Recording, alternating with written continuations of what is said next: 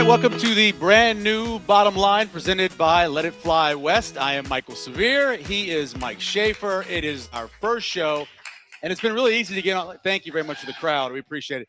It was very hard to get on the air. Yeah, no, this was a production. You've been awake for I don't know what, 22 hours. I don't know. You've been up a while, so you'll be okay. We are broadcasting from Let It Fly West. Now the goal is every Wednesday we'll do a live show from here. Of course, not every co-host can be here. Not every guest can be here on Wednesday, so we'll have some flexibility to open a brand new store tomorrow in Lincoln. So we may do some stores from Lincoln as well. So, yep, I'm trying to set up some stuff with coaches. It's a lot easier to talk to the coach in the coming to Lincoln than coming to here. So it'd be a lot easier. That makes me think of the Big Red Breakfast where someone would be in charge of driving them. Oh, in the old days. Yeah, the old days. There for that. The Holiday Inn. You could always tell like if the coaches were driving themselves, they'd end up showing up a little bit late. Yeah. People would get a little anxious, a little restless. When I first started, Through their sausage and their they spent the night. They spent the night. When I first started doing it in 2002 for Channel 7, I would go cover it, and they would spend the night, and Frank Solich would come rolling down the stairs. Well, not rolling, elevator. He'd come in and he'd get going.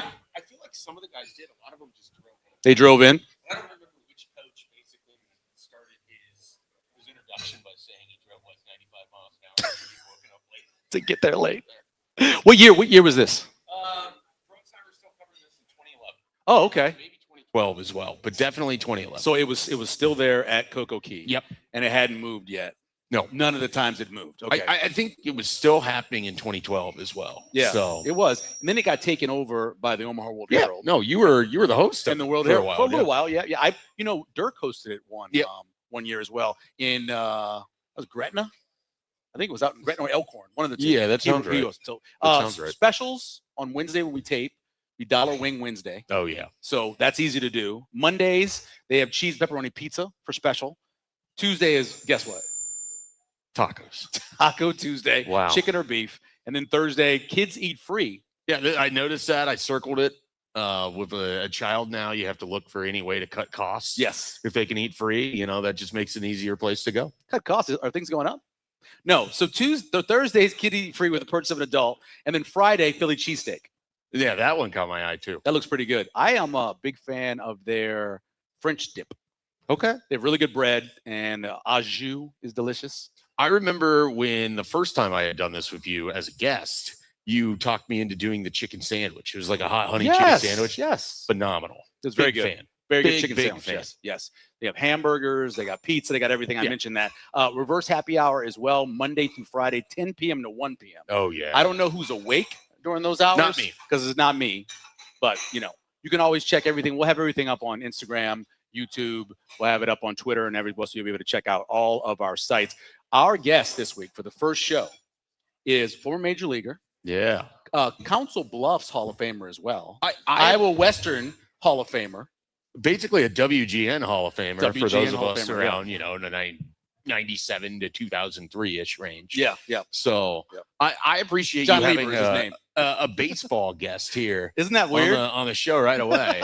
Just an olive branch to me right Yeah. as we're starting this thing off. So I appreciate that. Well, tomorrow, we're taping this on Wednesday. Tomorrow on Thursday, John will get into the Omaha Sports Commission Hall of Fame.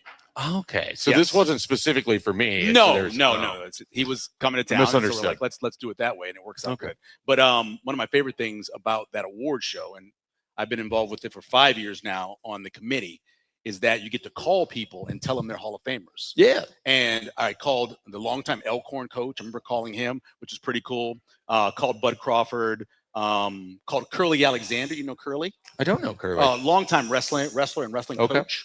So it's really cool to be able to call people. I got a chance to call John and congratulate him. Nice. So that's one of the cool things about That's it. fantastic. Before we get into the show, a couple things happened today we should hit on. Your thoughts on 11 a.m. for another Black Friday game for Nebraska against Iowa? I mean, I feel like they played pretty much every time across the gamut at this point, So 11 a.m. They've done that before. But not nighttime, which is good because last time at night, It was incredibly cold in Iowa City. Yes, it was One of the coldest and that nights was I've ever been in. that was the disaster of the fumble inside the 10-yard line. I know you have to be very specific when you're talking about your Nebraska Iowa Call it a disasters muff. anymore. That was the muff. The muff. That was the muff. We need to start naming these. I think there was an entire show done. You might have heard it. It was about the groin kicks, Yeah, and they named all of these already. All right. Yes, so they had that. So we'll have to go through and we can use what the work that they've already done. But yeah, 11 a.m. is totally fine. I mean, that's going to be a really interesting time for Matt Rule in Nebraska. You're coming off that Ohio State game the week before. Obviously, November has been a giant bugaboo for the staff since they've been here, and they're in their 4th season.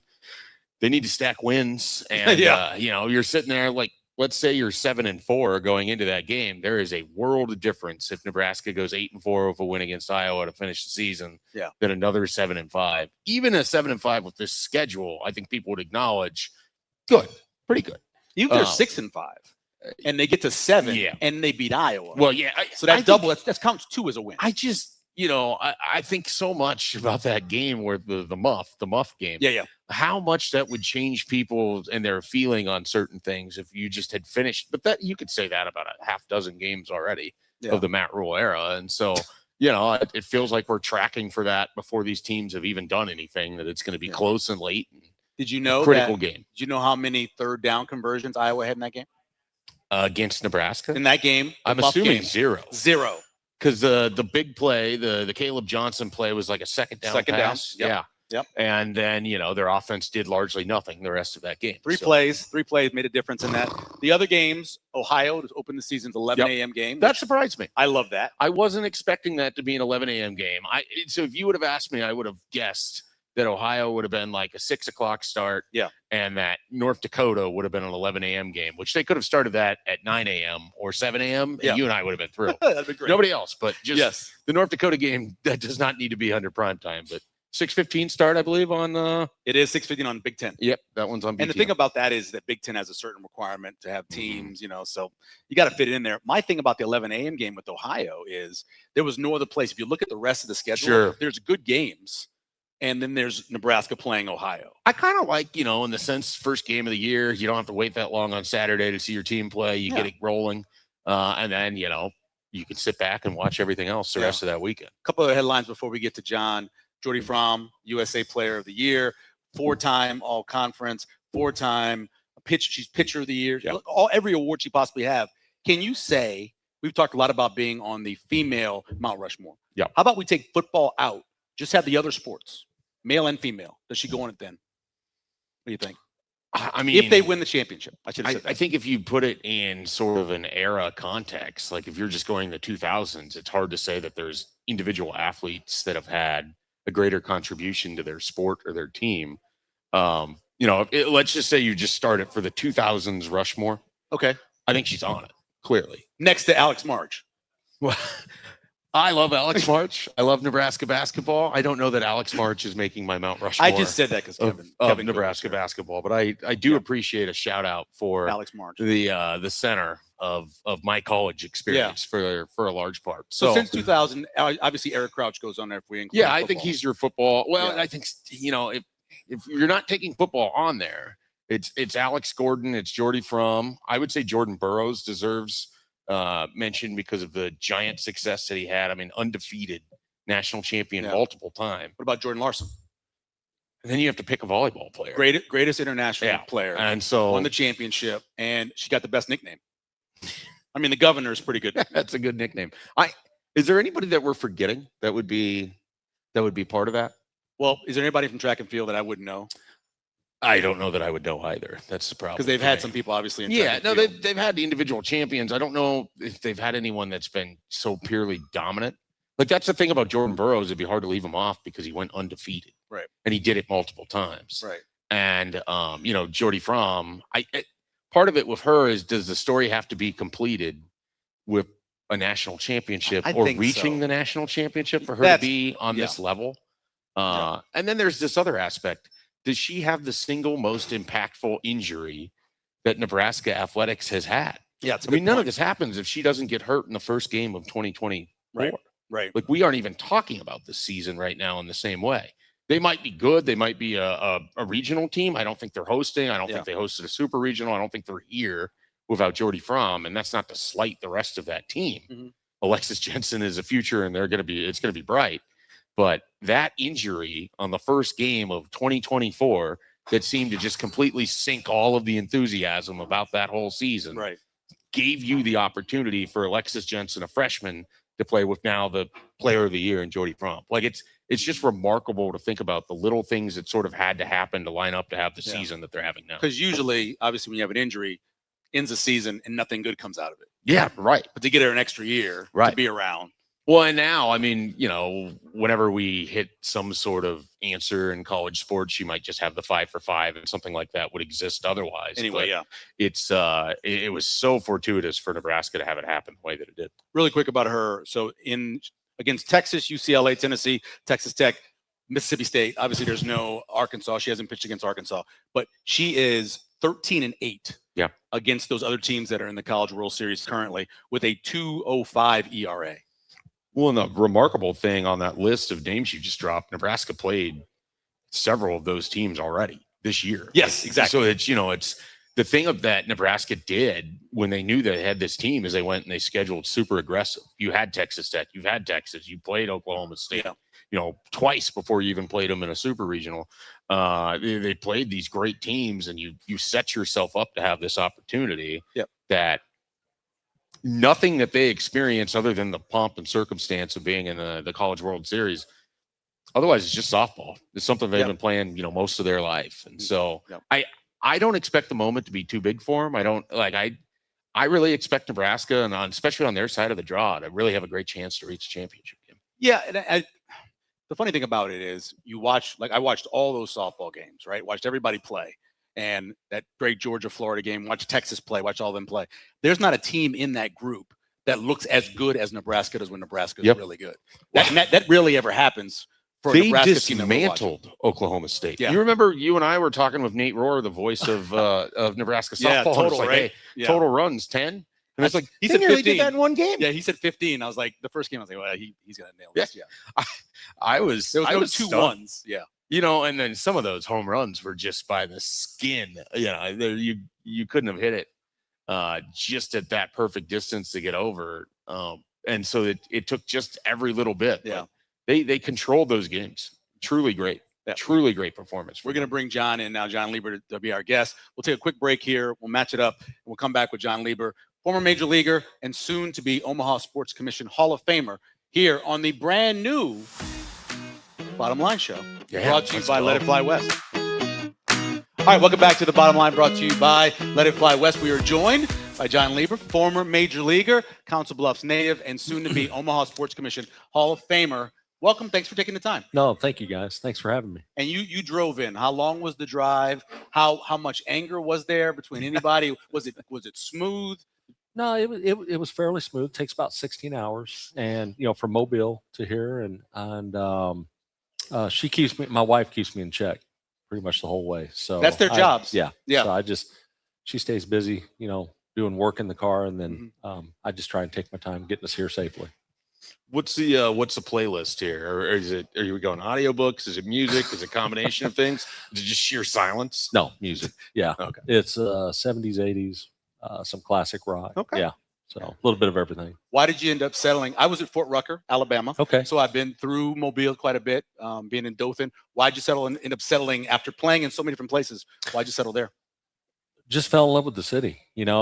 After I left Iowa Western, attended the University of South Alabama. Yep. I've never been south of Branson, Missouri, and got down there and just, like I said, just fell in love with the people, the city, and just made my roots there. So, was that like your off-season home then during kind of the baseball career? Yes, yeah, it was. It was a good place to raise a family, and obviously I had my friends from school down there, and we hung out, did a lot of things together during the off season, and it was just great times. Jon Lieber joining us here at Let It Fly West. Walk us through what it was like growing up in Council Bluffs. First time I came here was '98, and it was still basically that casino area. That was about it. But lots have changed. But what was it like growing up? You want me to be honest? Yeah, please. Just there's not a whole lot to do Yeah. back then. Sure. Underage drinking, probably a lot of that. Hard to imagine. Yes. Yeah. So, but just just hanging out, parties, typical teenage type things, and Yeah. and honestly, everybody talked about getting out of Council Bluffs. Sure. Where are we going to end up? We can't wait to graduate. We need to get out of here. A lot of cruising though, right? My wife grew up here. She told me they used to go over there on Broadway and do the cruising. Yeah, not North Broadway, West Broadway. Yeah. Yeah, cruise up and down the street the whole time. Turn Yeah. around, go all the way back. Go all the way back. Yeah. So I mean, you mentioned everybody wants to get out at Council Bluffs, but your opportunity in baseball keeps you there with Iowa Western. Did you have other places that you were sort of looking at, or was that kind of just a very easy transition because you're right there in Council Bluffs, you're familiar with the program? Oh man. So I'll be honest with you. And this is probably something I'll hit on tomorrow night, but real quickly, baseball was not in my future. I was pretty much done. When I graduated high school, and it took a 30-minute conversation with my mom. I'll never forget it, in the kitchen. And she said, why don't you try out for the baseball team? And I'm like, no, I'm not going to do that. So ended up doing it, made the team, and wanted to play outfield, wanted to hit, never even dreamed about being a pitcher. And I found out real quick that's not going to happen. So luckily, a good friend of mine, even to this day, Bill Drapinski, who's from Omaha. Yeah, sure. Officer Bill Drapinski, now retired. Bill, yes, was my catcher, and he recommended to Coach Novacek about Lieber can pitch, and it just kind of took off from there. Not saying I never pitched in high school or anything. I pitched in some games, but it just kind of evolved around that. That's when it really took off. So, was there a moment with the Reavers where in your mind you said, I might be able to do this as a pro? No. When did that moment happen? That happened at the University of South Alabama. Yeah. Yeah. At the time with Iowa Western, it was like stages. It felt like when I was leaving there, I knew I had the opportunity to go play somewhere else. Division I. Nebraska was the first school that offered me a scholarship, but I wanted to to get away. Yeah. So, and they weren't very good, if I remember, Nebraska baseball. Not like they are now. Yeah. I mean, they were okay, but definitely not like what they are now. But so went to tryout camps and had the opportunity to play at the University of South Alabama. Got a scholarship, and the rest was just kind of history. Really was able to get with a very, very good pitching coach, probably the best pitching coach I've had throughout my whole career. Wow. He was that good. And it just, I think after my first year down there, it's just like, okay, maybe I'm on to something. So what was the, because now, I mean, baseball is such a factory game. Like, guys go to drive line in the off season and they're tinkering with pitches, and they're putting literal pins in baseballs to have their finger placement exactly right to get the spin exactly as they want it. You're not doing any of that. You aren't even expecting to be a pitcher. Like, how did your progression with all of that come about? Like, how did you sort of discover what the Jon Lieber arsenal kind of was? How much time do we got? We're good, man. We got time. I've got plenty of baseball questions for you. No, so in fact, my wife and I were just talking about this earlier over on the way over here. But I'm old school. I always will be. I'm always going to be traditional. Yeah. I'm going to be flat out honest. I hate today's game. I think there's too much. Cross that question off the list. I know, me too. I got that. I just, I've bbeen brought up to, let's go back to South Alabama. South Alabama was started by Eddie Stanky, the Rat. And he instilled, hard work and, respect the game. You're going to play the game the right way. And I just look around at today's game, and there's just, I don't see that. I think it's all about me and, what can I do? And it's really a shame, and not saying the game's in a terrible place, but it's just a different level than when I played. Yeah. So after your first year at South Alabama, you got drafted, correct? To the Cubs. Yes. Kind of ironic. You decided not to go, though, to go back to school. Was it unfinished business at school? Wasn't drafted high enough? What was the reason? So what happened was, the ninth round. So had an idea of what ninth round picks were getting back then, and I think for a ninth round pick it was 32,000 plus school, and so I'm I'm just going to tell you like it is. I remember talking to the scout, had a meeting, and he had 4 options out there. None of them were even close. And he asked me what I thought, and I said, "There's no way." And he goes, "Well, what are you looking at?" I told him, and he said, "You'll never see that." And I said, "Well, I guess I'm going to go back to school." So had a talk with my pitching coach. Already decided. Well, 3 weeks later, I'm back home here and get a call from the cross checker for the Cubs. Right then and there, he offered it to me, but he needed to know. And I looked at my mom. I'm like, I don't know what to do, but I decided to go back to school. And he appreciated, for me to tell him that, and he wished me the best of luck. Wow. So, it was a hard decision. If they would have offered me something close to that, I'm a Chicago Cub in '91. Right. So without a doubt. What was that senior year like, though? Awesome. So it all worked out. It you did. guys won the conference your senior year, right? Yes, sir. Yeah, we won the conference, won the Sun Belt Championship. So I was Player of the Year in the conference. A lot of good things. It really helped my development for pro ball, to be honest with you. Yeah. I think not saying if I didn't have that senior year, things would have been differently, but under the guidance of Ronnie Powell, my pitching coach, it really helped me, I think, progress, getting quicker to the big leagues. So Jon Lieber joining us here from Let It Fly West on the Bottom Line Show. Michael Severe and Mike Schaefer. First time I get a chance to say that.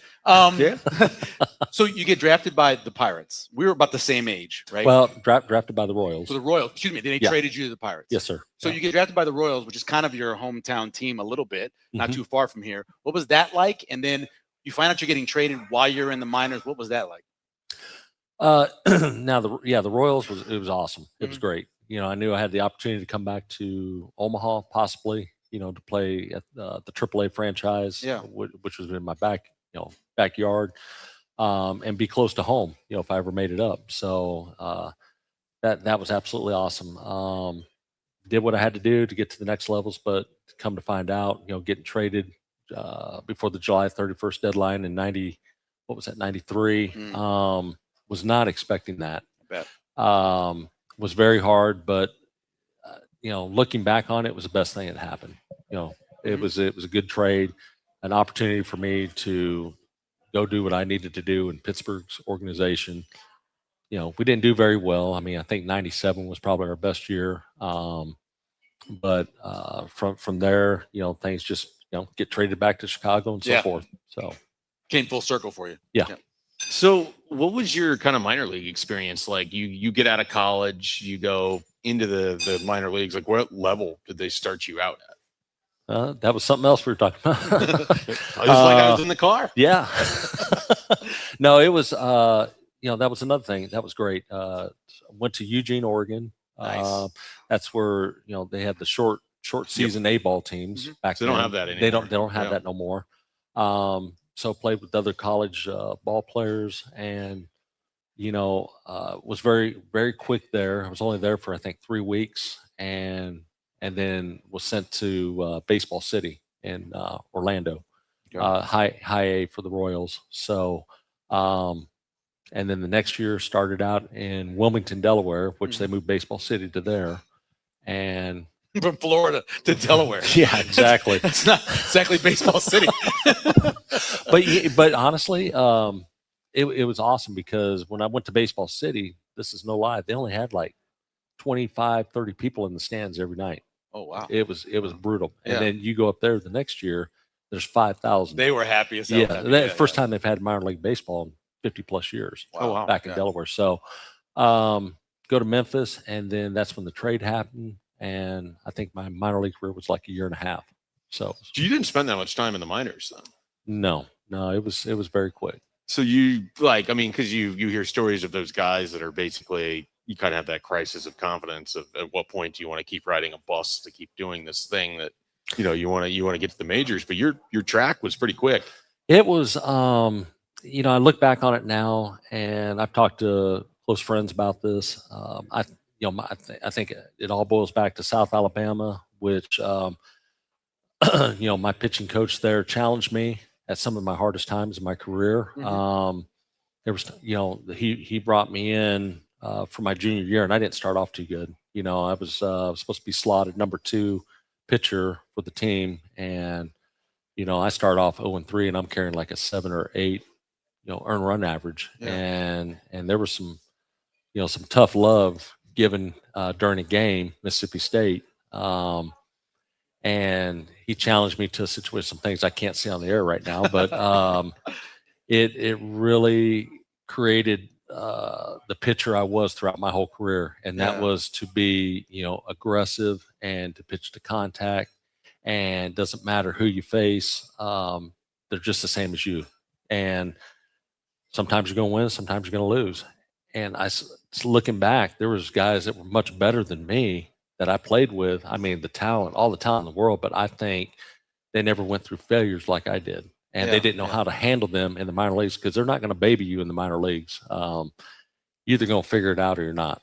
Yeah. And so, I figured out real quickly, I'm just going to challenge guys. And I give all the credit, to that being my success story. Yeah. One of the things I wanted to ask you about, because my wife's a therapist, and she always talks about that the first real sports therapists were for baseball players, and they were for pitchers, because there's nobody that has bigger highs and lows than you guys do. Physically, obviously, you can get rocked on a night, be good the next night.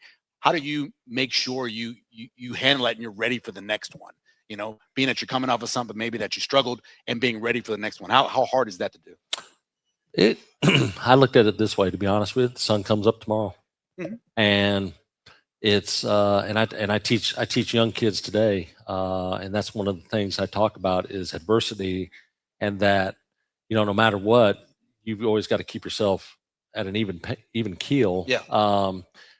Don't let the good times get you up here so much, and don't dread on the bad times, because it all evens out as long as you pitch the way you're supposed to pitch, and don't be afraid. A lot of kids today, unfortunately, I work with a lot of 8, 9-year-olds for some reason, but trying to get them to understand it's okay to hit somebody. You're going to make mistakes, and it's how you overcome those mistakes. It's going to make you a better player down the road. Right. And so that's the biggest thing, is making sure, hey, trust yourself, trust your ability, and do the best you can. What was kind of the experience so you were with the Pirates, and then you end up going over to the Cubs, like right around the time that things start to sort of change for the Cubs. You have Gary Wood, eventually Mark Pryor, you're making the playoffs. Mm-hmm. And in that stretch, I think, 2 of the best seasons of your career in 2000, 2001. Like, what was that like? As Chicago's an incredibly public team in a way that Pittsburgh is not. Yeah. Like, it just feels like if you're playing the same sport, you're playing in the same division, effectively, but it's just a wildly different, to me, it would seem to be a wildly different experience. Very different. There was, a lot of things going through my mind that year when I was traded to Chicago. I'm not going to lie, I was ready to get out of Pittsburgh. I think I tried to do the best I could. I was there for 5 years. Things just didn't pan out. They're a very blue collar team. Sure. And they work hard, to get to, people work hard in that city to get to where they need to be.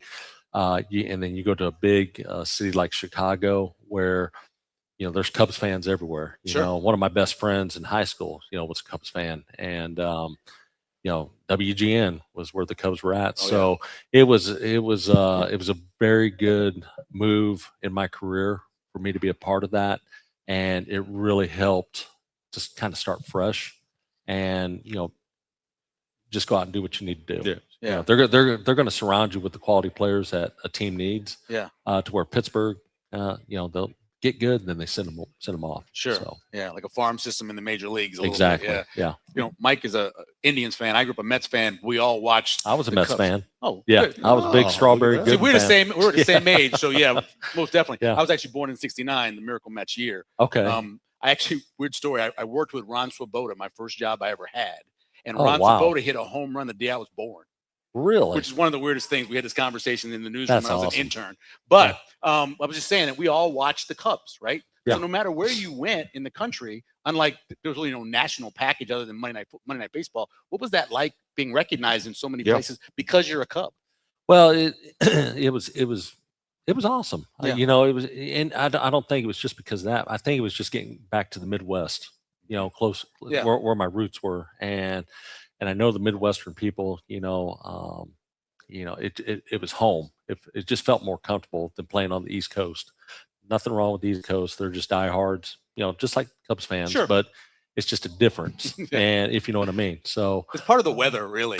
You're just miserable all the time. I think you you're want right. a little bit of summer to come along and your team to be good. Well, look, it gets worse the closer you get to the coast too. So that's true. That is true. But no, it was great. You know, just like Cardinals fans. You know, Cardinals are diehards, but they, you know, there's a respect there for both teams, and you know, it was just nice to be a part of that.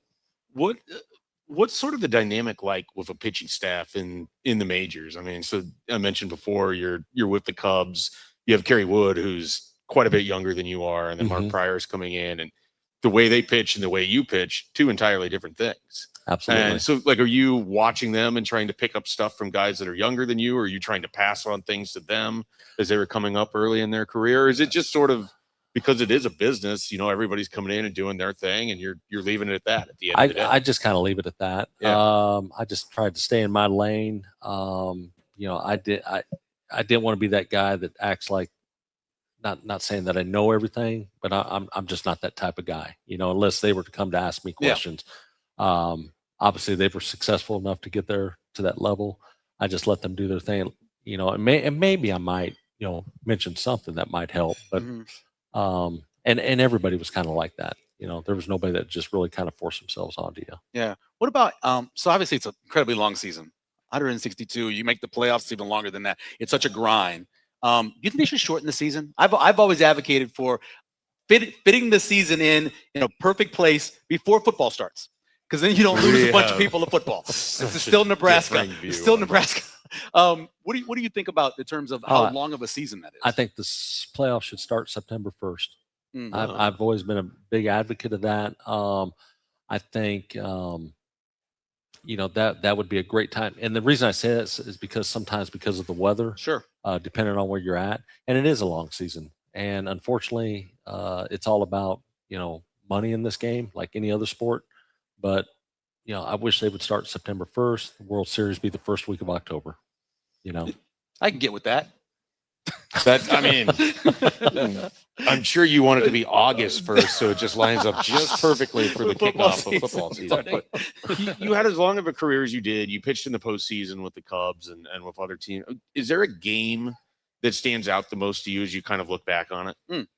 There's a couple of them. Probably my debut was a big one. That was in Philly.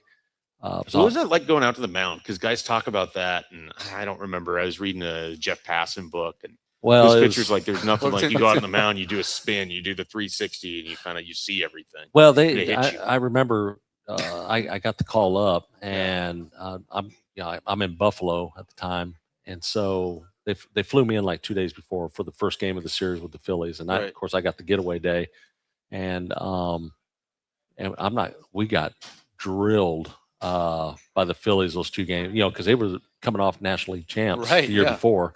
And so I'm like, oh my God, you know, I gotta face these guys. And so it's Mother's Day on Sunday. I think it's 24th, I don't know, 94. 56 or 58,000 people in the stands. I got my mom, dad, brothers, their wives, whatever, girlfriends. And then Wilmington, Delaware, you know, where I was just at the year before. Right. A lot of people come up from there. So, you know, I'm a little nervous, but go down, you know, and talking to everybody on the way down that's standing in the stands and not taking it serious. You know, Ray Miller's a pitching coach, and he's trying to stop me. Come on, let's go. Well, it was Philly. They were saying nice things, I'm sure. Yeah, oh yeah. Famous. Yeah, we're gonna drub you today. No, so but went out,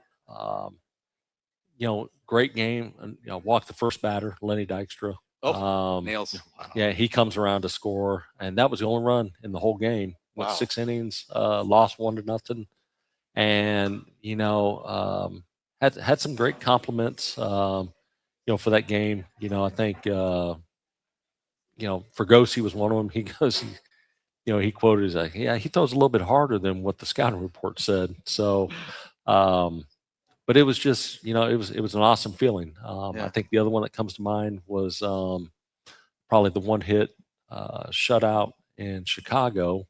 That I think we just had the anniversary of that. And that was 25 years ago. This past week, and went out, gave up the one hit, faced 27 hitters. The game was only like an hour and 48 minutes. There you go. Beautiful. So That's perfect. Yeah.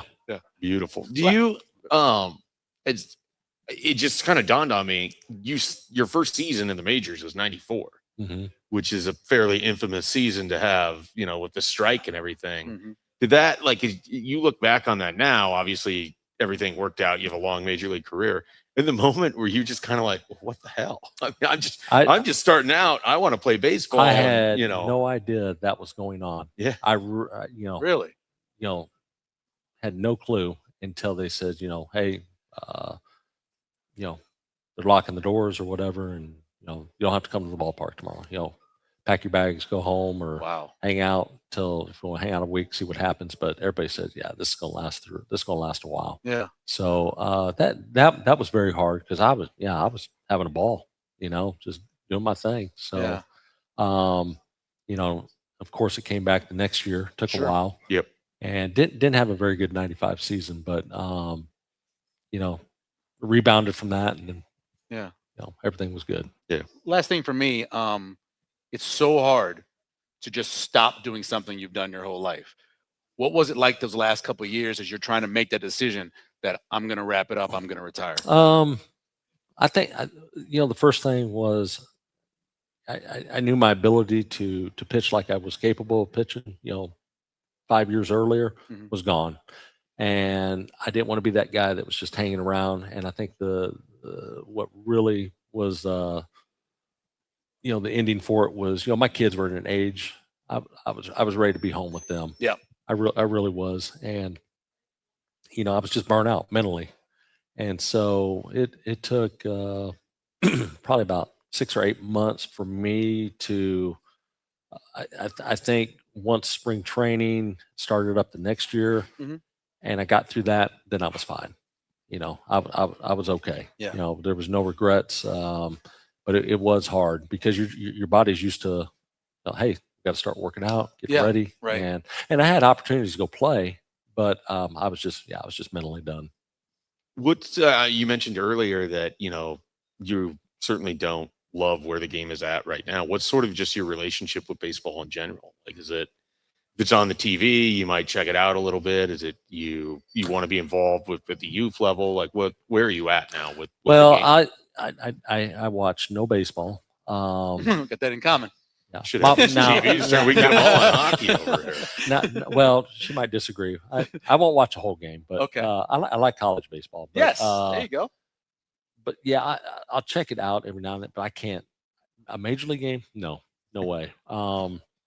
There's just I feel like I'm umpiring the game. So, but where I'm at, like I said earlier, I've had the ability to work with younger kids and teach them the way that I've learned how to play the game. Not all this new stuff, I'm straightforward with them. I'm saying, look, if you're coming to learn how to pick up velocity, I'm not your guy. That's the bottom line. And I'm not a big believer in that. I think the guns are juiced. And the reason I say that, I've talked to plenty of people about that. The numbers you see on the radar gun, Leo Mazzoni is, a big advocate of that you can take 4 to 5 miles an hour off of everybody that you see. Yeah. That, oh, really? Yeah, because it's a difference from when I played. They would get the ball when it crossed home plate, but now they get everything to where it's 3 feet closer to the plate and it's coming out of your hand. So obviously it's going to be much the max velocity. Yes. Yeah. And See, and that's the one thing I really don't like about it, because I don't care about it coming out of your hand. I want to know what's the velocity crossing the plate, Right. and where the hitter's going to make contact possibly. Yeah. So 4 kids, correct? yes, sir. All Yep. starting with J.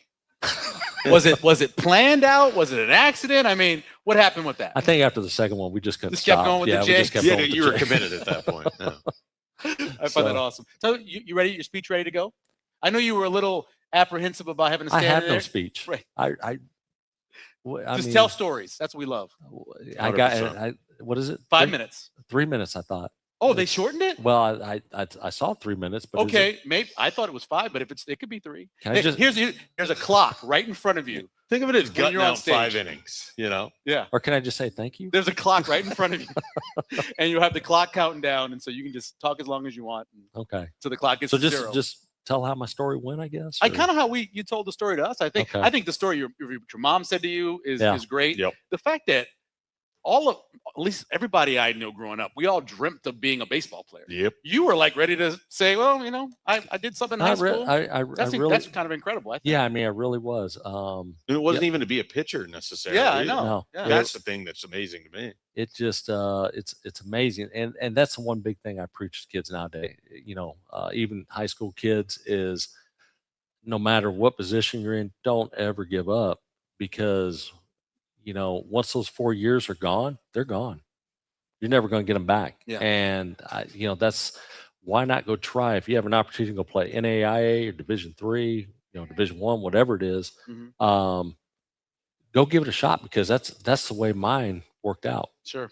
It was never a goal until I got into a full routine workout year round, and next thing you know, I end up with a 17-year career in pro ball. I mean, that's just You fell into everybody's dream. Yeah. yeah. You literally fell into what everybody dreams to be. And and the biggest thing is, the one thing I miss is everybody talks about the guys and the clubhouse. Yeah. Mine is competing. I miss throwing a baseball to the best players in the world. Yeah. I don't care who it is. The grind. I love it, and I truly do miss that. That's So awesome. I would use that for the speech. Everything that you did, the Everything you 4 did. years, the Yeah. grind, all of it. I think that'll work pretty well. okay, That'll get you at least another 30, 40 seconds. So you're getting close to that 5 minutes. John, we No, you're going to appreciate do great. no, We really I appreciate it. appreciate it. Congratulations No, on all thank the you success guys. and getting into the Omaha Sports Commission Hall of Fame. It's pretty awesome. Can't thank you guys enough. Thank you Thank again. you so Really much. Yes, appreciate sir. it. Thanks All for right, joining thank you us. guys. All right, welcome back. We appreciate Jon Lieber joining us. That was You got great. your baseball conversation. I loved it. Like, I know I can't talk baseball with you, so. You can talk baseball with me. Just make it college baseball. Okay, well, I can do that. I mean, I watched a That'll ton work. of college baseball. All right. Both my kids were out of town this weekend. I watched softball and baseball. Softball and baseball. Okay. That's what you can talk that. And then I can bring up the Mets to about what year? 3 years ago. Oh, As soon- okay. As All right. soon as they got rid of DH.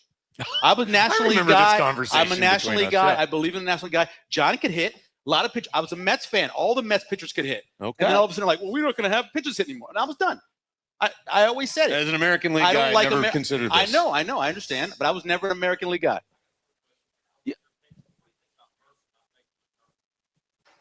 Mercer didn't make the tournament. No, I didn't. they got left out. Oh, I did not even. They're I- the biggest snub. the biggest snub out of all of them. They scheduled hard. They played. They didn't win their tournament. And Oh, they got man. left out. Oh, that's So well. no, I mean they do everything you ask them to do. It's the same Yeah. as what it was for either Xavier or UConn a year ago, where Yeah. you go schedule how they tell you to, you go play what you're supposed to, and then they still stick an SEC or a Big 12 or ACC team ahead of you, Yeah. no matter what. I thought So, he was talking about Bobby Mercer for a second. I was like, No, Bobby's been gone no. for a bunch of years.